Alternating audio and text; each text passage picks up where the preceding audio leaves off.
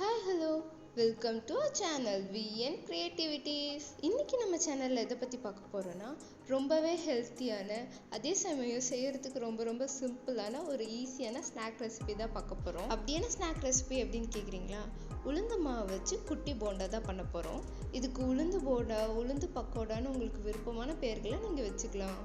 உங்கள் குழந்தைங்க ஸ்நாக்ஸ் கேட்கும் போது நீங்கள் இது மாதிரி பண்ணி கொடுங்க. உளுந்து சேர்த்துருக்கனால ரொம்ப ஹெல்த்தி. இது எப்படி பண்ணுறதுன்னு பார்க்கறதுக்கு முன்னாடி இப்போ தான் நீங்கள் நம்ம சேனலை ஃபஸ்ட் டைம் பார்க்குறீங்கன்னா மறக்காமல் சப்ஸ்கிரைப் பண்ணிடுங்க. கூட இந்த பெல் ஐக்கானை கிளிக் பண்ணிடுங்க. அப்போ நான் போகிற வீடியோஸோட நோட்டிஃபிகேஷன் உங்களுக்கு வரும். இதுக்கு ஃபஸ்ட்டு நான் ஒரு டம்ளர் அளவுக்கு உளுந்து எடுத்திருக்கேன். அதில் கொஞ்சமாக தண்ணி ஊற்றி ஊற வச்சிடுறேன். இது ஒரு 1/2 hour ஊறினா போதும். நல்லா இந்த மாதிரி உப்பி வந்துடும். இதை இப்போ 2-3 டைம் நல்லா கழுவிட்டு ஒரு மிக்ஸி ஜாரில் ஆட் பண்ணிடலாம்.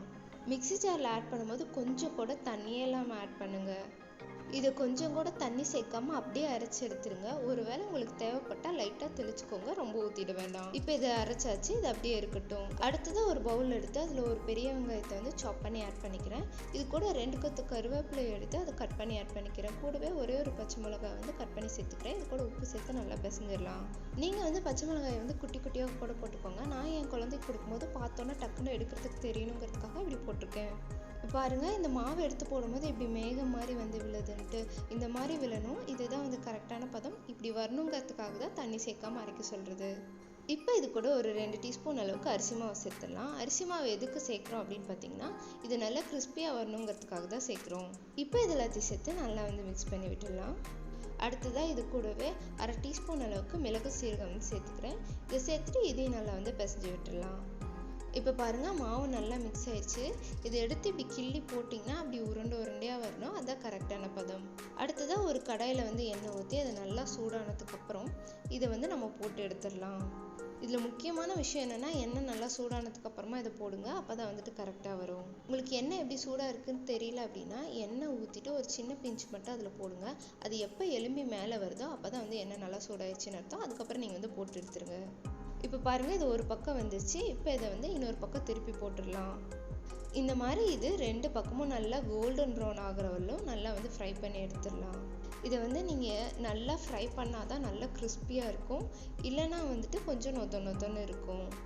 இதை உருண்டையாக பால்ஸ் மாதிரி போட்டிங்க அப்படின்னா போண்டா மாதிரி இருக்கும்.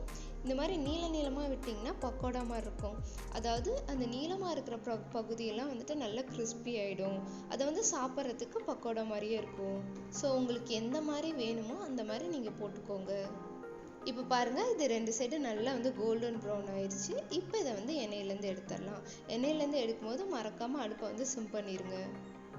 அப்போ தான் கைக்கும் அனல் அடிக்காது. இன்கேஸ் ஏதாவது தவறி விழுந்தாலும் உங்கள் மேலே எண்ணெய் தெரிக்காது. அவ்வளோதாங்க, நம்ம சுவையான உளுந்து போண்டா ரெடி ஆகிடுச்சு. இனி இது சாப்பிட வேண்டியதான். உளுந்து பெண் குழந்தைங்களுக்கு ரொம்ப நல்லதுன்னு சொல்கிறாங்க. வாரத்தில் ஒரு தடவை இல்லை 2 வாரத்துக்கு ஒரு தடவையாவது உங்கள் வீட்டு பெண் குழந்தைங்களுக்கு இதை செஞ்சு கொடுங்க. இப்போ இந்த பிளேட்டை பார்த்தாலே உங்களுக்கே தெரியும். முன்னாடி இருக்கிறதுலாம் உருண்டையாக போண்டா மாதிரியும், பின்னாடி இருக்கிறதுலாம் குட்டி குட்டியாக நீள்வாக்கில் பக்கோடா மாதிரியும் இருக்கும். என்னோட குழந்தைக்கு குட்டி குட்டியாக பக்கோடாவாக கிறிஸ்பியாக இருந்தால் தான் பிடிக்கும். என்னோட ஹஸ்பண்டுக்கு இந்த மாதிரி போண்டாவாக இருந்தால் பிடிக்கும். ஸோ நான் 2 மாதிரியும் போட்டுட்டேன். இது கிட்டத்தட்ட நம்ம உளுந்த வடைக்கு என்ன ப்ராசஸ் பண்ணுறோமோ அதே தான் இதுக்கும்.